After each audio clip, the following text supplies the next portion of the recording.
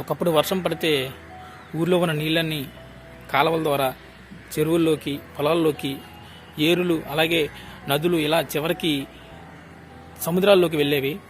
కానీ ఈరోజు కొందరు బడా రియల్ ఎస్టేట్ వ్యాపారస్తులు కానీ, రాజకీయ నాయకులు, ఈరోజు పేదలకు సేవ చేయాల్సినటువంటి కొంతమంది ఎంపీలు, ఎమ్మెల్యేలు అందరూ కూడా ఒక కాలువలని, అదేవిధంగా చెరువుల్ని కబ్జాలు చేసేసి ఆక్రమించేసుకొని ఈరోజు రియల్ ఎస్టేట్ చేయడం వలన ఇప్పుడు మీరు చూస్తున్నటువంటి చెరువుల్లోకి పోవాల్సినటువంటి నీళ్లు చెరువులు లేకపోయేసరికి ఇలా ఇళ్లలోకి చేరుతున్నాయి ఫ్రెండ్స్.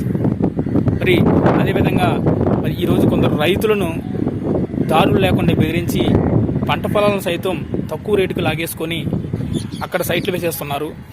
మరి ఇలా సైట్లు కొనుక్కొని ఇల్లు కట్టుకొని జీవిస్తున్న సాధారణ మధ్యతరగతి ప్రజలు ఈరోజు ఇలా వరదలకు గురై కన్నీరు మిన్నీరు అవ్వడం చాలా బాధాకరం ఫ్రెండ్స్.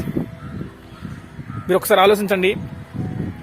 ఈరోజు డ్రైనేజీలు క్లీన్ చేస్తూ ఈ యొక్క చెరువులు కానీ నదులను కబ్జాలు చేయకుండా ఈ యొక్క చెరువుల్లా ఉంచితే మరి ఈరోజు ఊర్లు ఎందుకు ముంపుకు గురవుతున్నాయని చెప్పేసి మనం ఒకసారి ఆలోచించాల్సిన అవసరం అయితే ఉంది.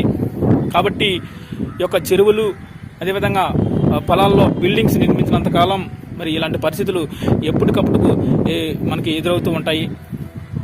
కాబట్టి ఎప్పటికైనా ఈ యొక్క నాయకులు, అదేవిధంగా న్యాయస్థానాలు ఈ యొక్క కబ్జాలను వ్యతిరేకించి ఈ యొక్క వ్యవస్థను, ఈ యొక్క ప్రజలను కాపాడాలని ఈరోజు ఒక రిక్వెస్ట్తో కూడినటువంటి